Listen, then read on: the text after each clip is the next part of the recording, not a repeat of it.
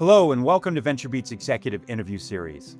I'm Matt Marshall, founder and editor-in-chief of VentureBeat. This week, I'm speaking with Charles Lamana, corporate vice president at Microsoft, who leads the company's agent business. Microsoft has just announced significant updates to its AI agent platform. Deep reasoning capabilities is the first one, and then agent flows in Copilot Studio. In our conversation, Charles explains how Microsoft is extending its lead in enterprise AI by combining advanced reasoning models with workplace data integration.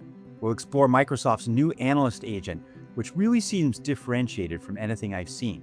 It functions like a personal data scientist. We'll also discuss how Microsoft's Graph creates a competitive advantage through its understanding of workplace connections, and why Microsoft's approach makes advanced AI accessible to organizations of all technical capabilities. Let's get started.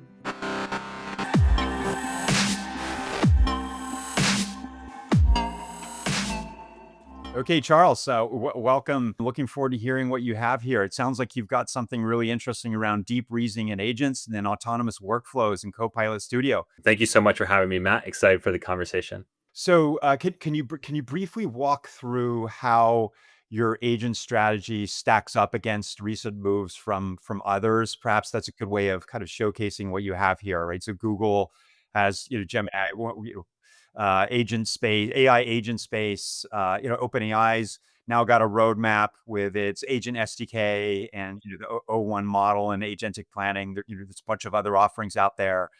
How do you see things stacking up with your deep reasoning offering?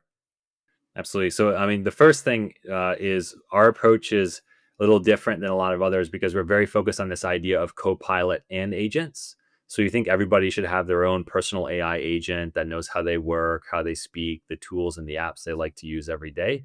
And we think that's called the co-pilot. And we think that's different from all the other agents that are going to exist in the enterprise or on the consumer web. And those agents will be more like teammates or mapped to a workflow or a business process. So that combination of Copilot and agents, we think makes the Microsoft approach really unique because you need a Copilot to reason over all these different agents out there. And you need a Copilot to make you more productive, but you also want to have a way for those agents to work in the background autonomously and complete tasks on their own. So that's one thing which is really different and interesting. The second thing is the access to your work and enterprise data. So we very much are focused on how information and office workers get their job done every day. And a lot of that happens inside of Outlook or Excel or PowerPoint or SharePoint or who knows where else. And things like our deep researcher agent are able to go not just look at the web, but also look at the work data that you use every day, which when you're doing work is super helpful to make that more interesting and more compelling. That includes connectivity to Microsoft data, as well as dozens and dozens of other systems out there. So those two elements we think are pretty unique. And we're really excited to watch all these new agents kind of get started and used by customers over the next couple of months. Yeah, those are unique. So the Copilot, so it sounds like the agentic framework in the Copilot Studio is then centered around your individual agent, which is going to be distinct from somebody else's agent. Can you talk a little bit about that? Like what are the things that are going to be personal? Is it based on memory of who I am and the access that I have, right? The limitations that I might have to my enterprise data. Yeah, absolutely. So we kind of view that context of that personal agent informed by what you've done in the past. So that's the memory. And that can be things like conversations or interactions you've had with Copilot. But what's also great is it can have awareness of what you've done outside of Copilot. So which documents have you read recently? Who have you worked with recently? Who do you work with most frequently? That's information that in context we can provide to Copilot to make it feel really personal and make it more effective at selecting the right document or the right file or the right email message when it's computing a response. So we think that's a really important ingredient there. And that extends to memory, not just as personal, because you can use Copilot Studio to create autonomous and independent agents as well. And even those agents want to have their own memory too. So they want to be able to have familiarity and context about past conversations and dialogues or be scoped to data that's most relevant to them, which almost is like their learning or their onboarding. It has that same type of familiarity and usage. Cool. Now, are those things different with this new announcement, Charles? Like the memory, the access to data, or have they've been around for a while and they're just being kind of amplified somehow? Yeah, so I think they've been around for a while. That's a big part of what we call the Copilot control system. That's kind of the underlying security mechanisms that power Copilot and Copilot Studio. So our AI experiences and AI experiences our customers build with Copilot Studio can take advantage of it. And the thing that we've noticed is this context becomes even more important as your agents get more sophisticated and more capable. So if you, for example, have a deep research agent and it's potentially making dozens of calls to fetch information to respond to a query, you want to make sure that it's able to engage with your work data, not just web data. So that's been a big focus for us. And we've kind of been systematically working towards this vision over the last 2 years to get to this point where we have the data fabric to support these agents. And then we now have agents with the sophistication to go work on top of it. Super. Is there a limit to the memory? Can you talk a little bit about the sophistication of that memory? I notice when I'm using OpenAI, I'm sure there's a lot of other viewers and listeners here who probably have experiences with other platforms, right? But OpenAI kind of almost has a maximum, or it starts kind of not listening to my preferences in the past, even though it's memorized certain things about me. Maybe it's a little overwhelmed. Can you talk a little bit about how that works in Copilot? Yeah, so we have. I mean, I would phrase it almost more like your workplace or your organizational memory. So, and like I'll give like an example, like my email inbox. Think of all the emails I've ever sent and received. Copilot can reason over that, and for a given query or a given task, it's not going to go load all the emails into memory, right? Because the models lack the ability to look at that big of a context. So what we've done is we've gone and built what we call this the semantic index. That's not an external name, that's just what we call it internally, which generates embeddings and stores the embeddings for all these different emails, and then attaches relevance based on emails you've replied to or gone back to multiple times to go pull out the right context and fetch it based on a given query. So in this world, it's less, and this is something that we think is really powerful of Copilot. It's less about things you've told Copilot, but instead things that Copilot can basically learn or intuit based on the work you've done in the past. And that's why Copilot's so powerful on day one. It instantly can go look at your calendar without you having to go send that information to it. Fascinating. So Charles, let's get into a little bit about what's new with this announcement that you're making today, which is I think deep reasoning. Can you tell us a little bit about what's technically under the hood, and then we can go from there? Yeah, absolutely. So we have Copilot Studio, which is one of the most broadly adopted agent platforms. 160,000 organizations have used it in the past, and we shared last quarter over 400,000 agents were created in just 90 days, and that number was double the previous quarter. So big active community. But something that we heard from a lot of our users was they wanted to be able to empower the agents to do deeper reasoning. And so what we've done is we've really seamlessly made it part of Copilot Studio where you can create an agent and it can say use an O1 model or an O1 model derivative, which I'll explain in a second, to go think harder about building a plan or taking an action or generating a document. So really anything that agent does, it can choose to go use this more advanced model. So it's less of a model switcher that a user has to do, but instead we've built a planner in Copilot Studio to actually select the right model for a given task or the right set of tools for a given task. So that's kind of the big announcement around deep reasoning. And we already have amazing examples. We have one of our customers, a large telco, which has used this capability to generate RFPs at their RFP desk. So this way, instead of having to have people kind of manually bind together a bunch of information from documents and manuals to an RFP from a client, this can go do it on its own. And that was something that wasn't possible before the deep reasoning capability. And can you talk a little bit about the planning? Maybe that'll be more evident in the release details. But do you have to select the planning yourself as a user, or does the model actually kind of intuit what you need? The model figures it out on its own. And that's a really important part of why the agent's so powerful because what the agent's able to do is it can self-assemble the series of steps to go accomplish the objective. So in that RFP example, if the agent knows his job is to go create RFPs specific to my products, it will choose the right kind of API calls, the right tools. I'll go to the web where it makes sense, goes to SharePoint where it makes sense. uses the reasoning model to go generate and populate forms. It's doing all of that dynamically and on its own. And that's why you can build these things so quickly, because you basically point it to the tools you want it to use. You point it to the information or knowledge that influences behavior. Then you give it a job description and instructions to guide it about what it should do. And then it will go solve problems for you.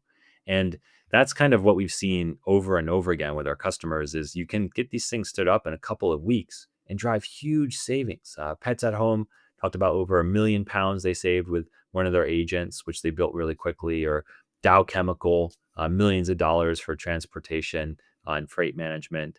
Lots of great examples out there like that, where you just configure it and then let the agent solve the problem on its own. Fascinating. You talked about the O1 models, or derivatives of the O1 models. It sounds like a lot of this is still grounded in OpenAI's architecture. Can you talk a little bit about that, or is in that graph that you were talking about, in terms of the graph that you have, let's say, on Matt Marshall's actions in the past? Is that something Microsoft is building kind of in a differentiated way? Maybe you can touch on both of those. Absolutely. So we kind of have this amazing partnership with OpenAI, of course, where we use the models. So we have lots of the, like in Copilot Studio, you can use GPT 4.5 or 4.0 or O1, either implicitly or explicitly. So we expose all of those capabilities. But one of the things that we've been doing, which is really exciting, is we can do fine tuning on top of those base OpenAI models. So when I say derivative, we may go out, and we've done this for some of the agents that we've announced. We've gone out and we've done fine tuning to improve the performance of those models. And that way, you're not just getting a vanilla off the shelf version, but instead one that's been optimized for work use cases, the tools that we expose to it, working the Microsoft Graph and Microsoft data sources. And we don't have to go build the whole thing from scratch. We can just take that base model and optimize and improve. So that's something that we do pretty consistently. And the beauty of it is we just do this automatically for customers in the SaaS, in the app, in the platform. They don't have to go manage all this stuff. And it just gets better every month because of these improved optimizations.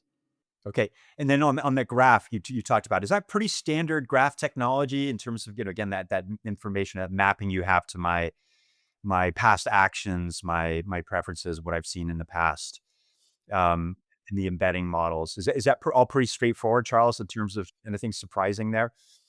I mean, like a good way to think about it is definitely a graph. Nodes, of course, being things like people and documents and files and emails and communications, and then edges between them to represent relationships. Like in this meeting, I was working with these 5 people, and we reviewed these 2 documents. Like that is a very interesting signal.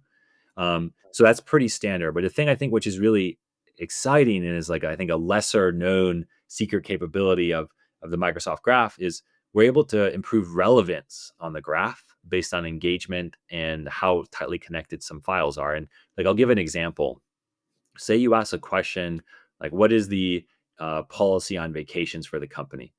That probably is in like 100 different documents throughout the organization, but only one of them is actually right. Right, 99 are probably bad copies or stale copies.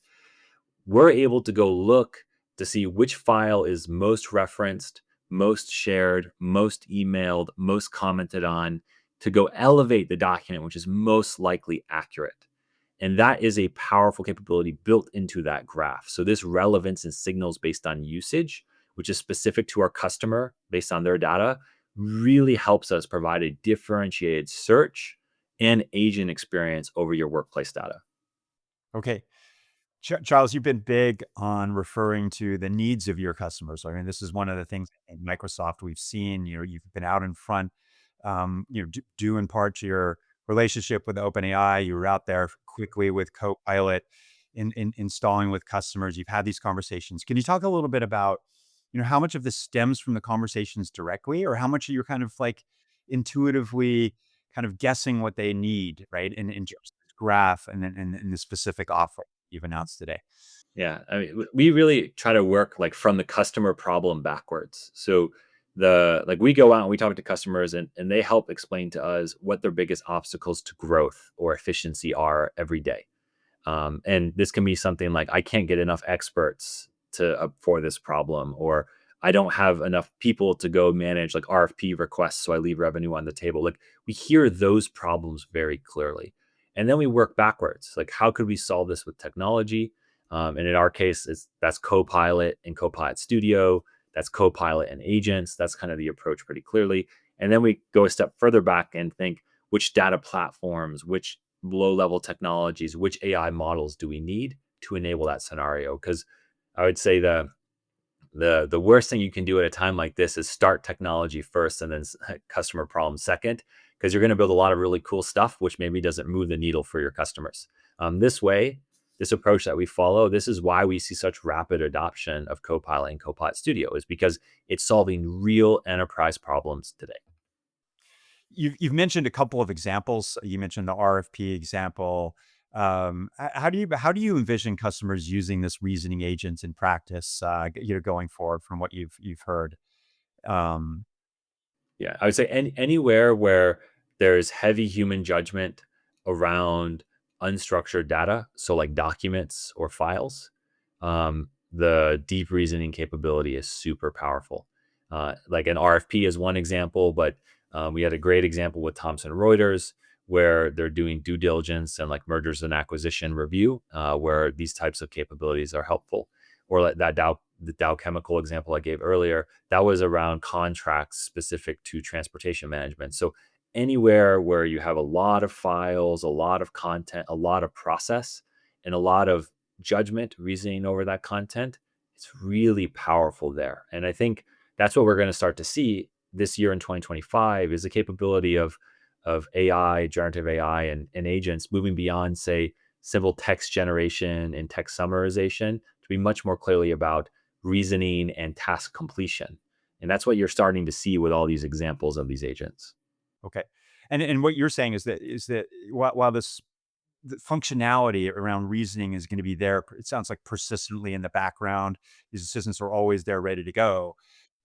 Users can come up with these task specific ideas. And are you basically deciding when to use this deep reasoning and when not to, and telling the user, or you kind of do it behind the scenes without even telling them? Yeah, so we'll do it behind the scenes implicitly. So, based if the problem that the user is asking us to solve can only realistically be solved with one of these powerful reasoning models, then we will do it automatically. A user can also give explicit hints. So, if you ask or imply or give instructions along the lines of reason over this or think really hard about this, it will know the user's probably asking me to go use this extra capability. So that's kind of how we expose it. And the idea is pretty quickly users are going to move away from a world where they have to decide what model to use. It's a very unnatural thing. It'd be like choosing which API version, or do I want to use React versus Angular versus raw JavaScript? Like it's just not something that end users care about. So we increasingly want to keep that abstract and hidden. That said, when the agents run, we do expose a great diagnostic view where you can go and inspect what exactly did the agent do and why did it choose to do that step, where you can see that it decided it should use a reasoning model and it will tell you why.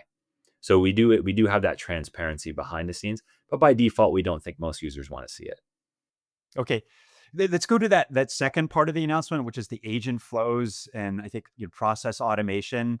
It sounds and feels similar to the robotic process automation (RPA), which is what UiPath and others have long been trying to do. Is this kind of an intentional kind of duplication of this approach? You're targeting the same use cases as low hanging fruit for AI agents. Yeah, absolutely. And I think we think it's a very natural evolution. I mean, this really is the future of RPA. Like you're not going to go do classic RPA or classic workflow automation anymore. You're going to want kind of AI powered workflows and AI powered robotic process automation.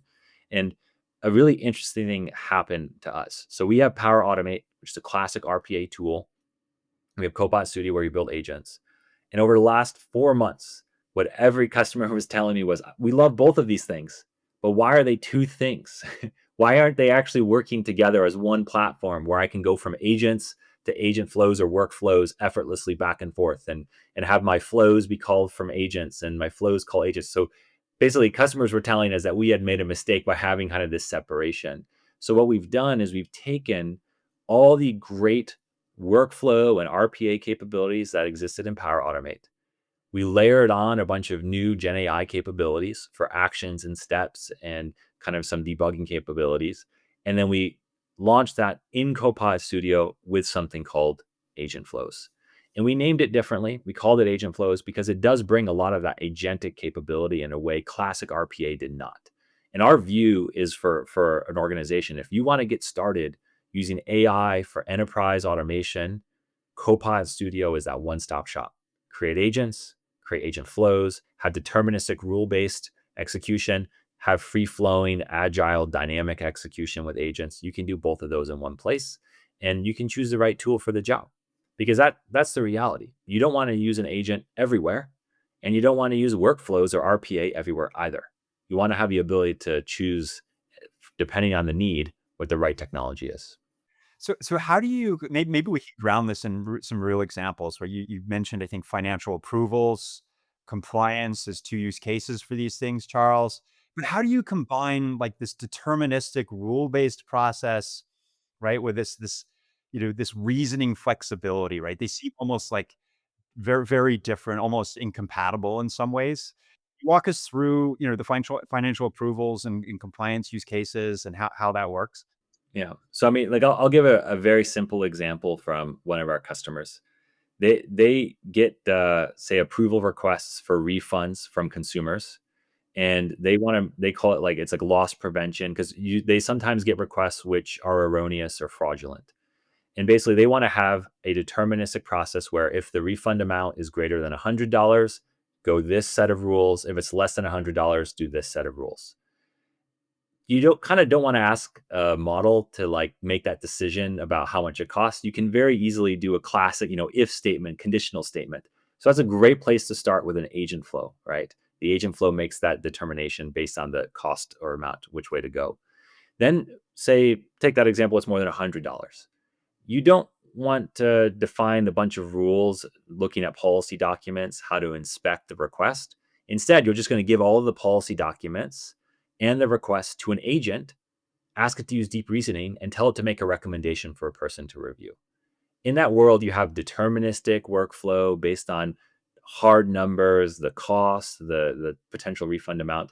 And then you have decision, judgment driven by an agent, driven using these reasoning models to get the best possible outcome. And that's kind of why customers were asking us to bring these two capabilities together. Because sometimes they don't want the model to freestyle. They don't want the AI to make its own decisions. They want to have it hard coded business rules. Other times they do want the agent to freestyle and make judgment calls and make recommendations. So being able to use both means more scenarios and more processes can be automated based on the technology that's available today. Great, Charles.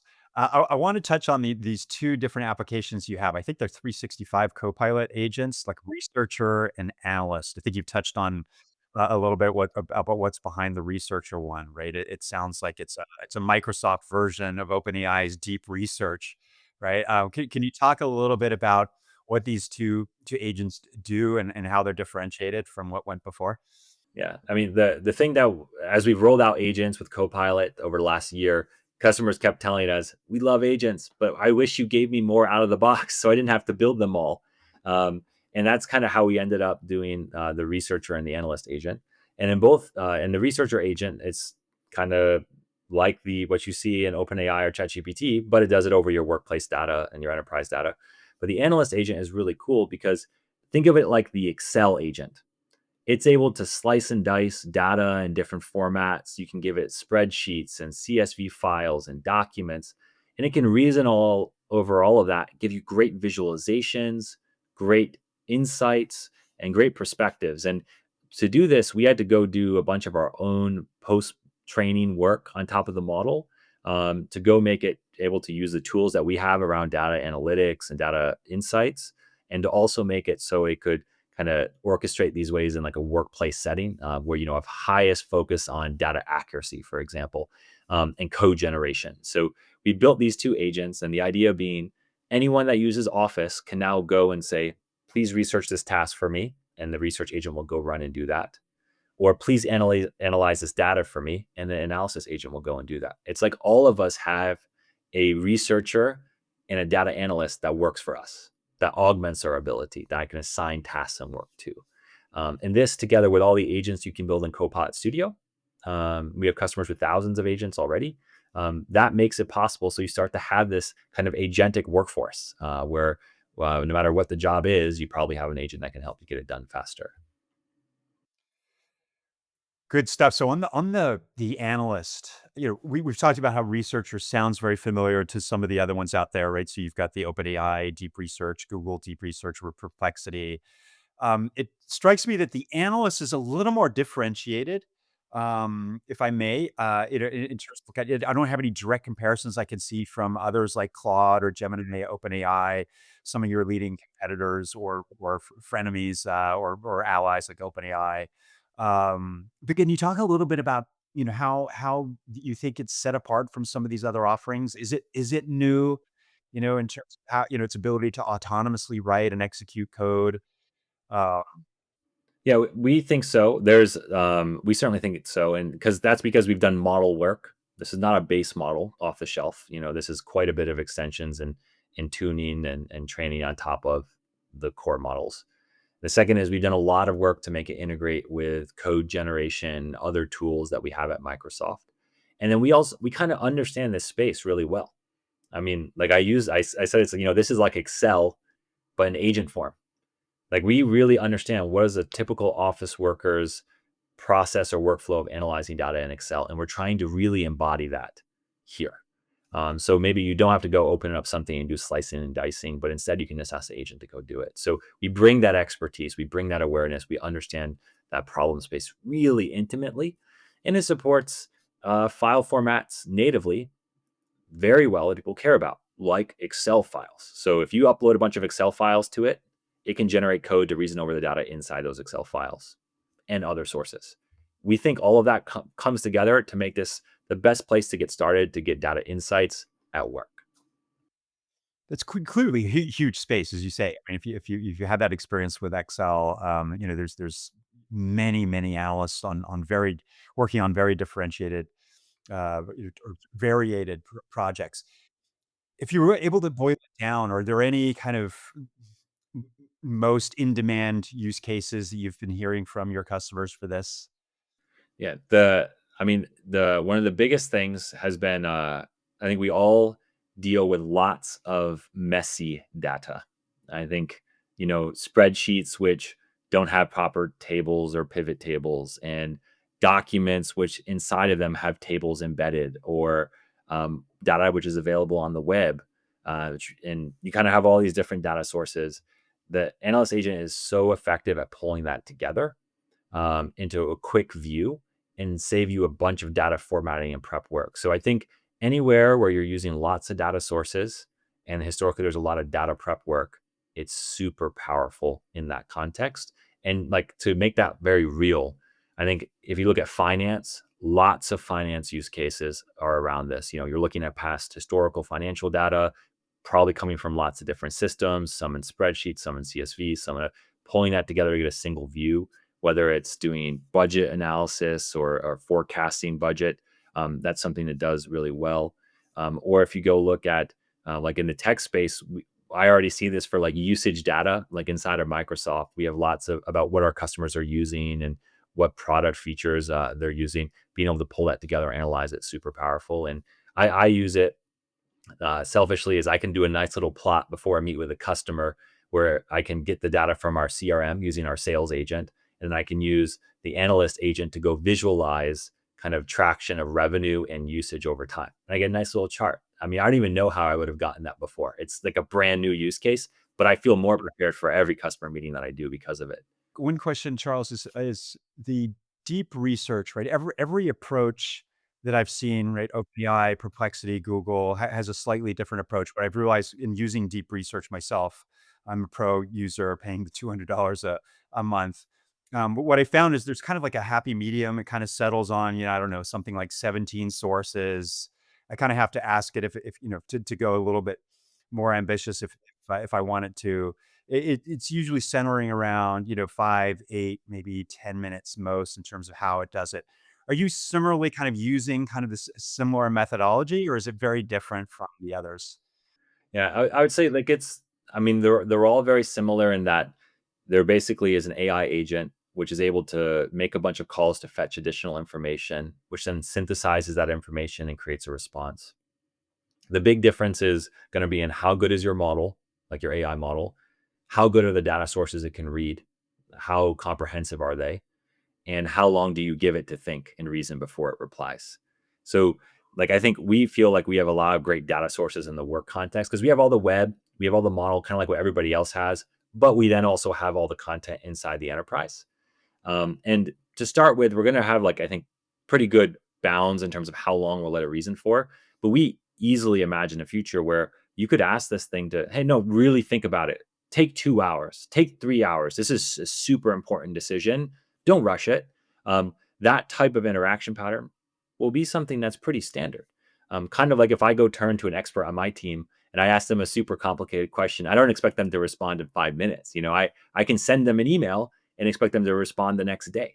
So we're thinking through these concepts and kind of to our earlier conversation, we'll follow what customers tell us. If customers say, I don't need to go faster, I need to be more comprehensive, then okay, maybe we let it run longer or give options. So we'll listen to what customers tell us, but I think we should expect agents to take longer to complete, not shorter, which is very counterintuitive because the answer will be better.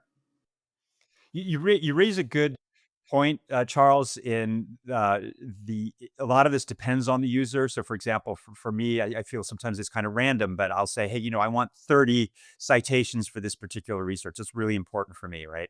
But it took me actually saying that. I'm curious.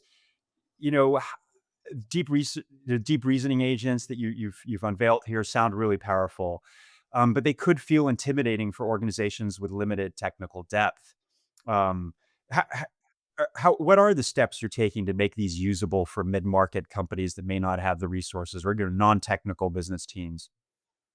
This is the thing I'm most proud about because I work at Microsoft because we build technology for everybody, not for 1,000 people or 10,000 people that will pay $200 a month or something. Like we build capabilities for everybody. Like look how broadly used Excel is in the world.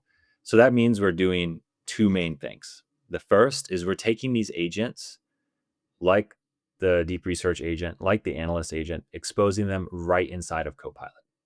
So I can easily interact with it with natural language, ask questions in a way which is extremely intuitive. I don't have to do prompt engineering. I don't have to become an expert on writing Python code. I can take advantage of these amazing AI capabilities without a developer and without being an expert. And we already see incredible adoption in Copilot in general. And we think these agents will be no different. So that's kind of one, delivered like a finished solution. Second thing is every company is going to have to build a lot of agents specific to their business because you won't be able to get all the agents you need off the shelf. That's why Copilot Studio, being a low code, fully managed SaaS application, is so compelling. It's like Access Database or Visual Basic or Excel or Power Apps or Power BI before it. It's in our DNA to have a tool for everybody, not just people who can boot up, a Python SDK and make calls, but anybody can start to build these agents. And that together with what we have in Azure means we really can support people with big IT teams or no IT teams with Copilot Studio, with these agents. So that's kind of how we approach it. We think this will be as prolific and as commonly used as Outlook or Teams. Everyone's going to use this stuff. Charles, thank you very much for joining us, and good luck with this rollout. Awesome. Thank you, Matt. Appreciate it. Good to reconnect.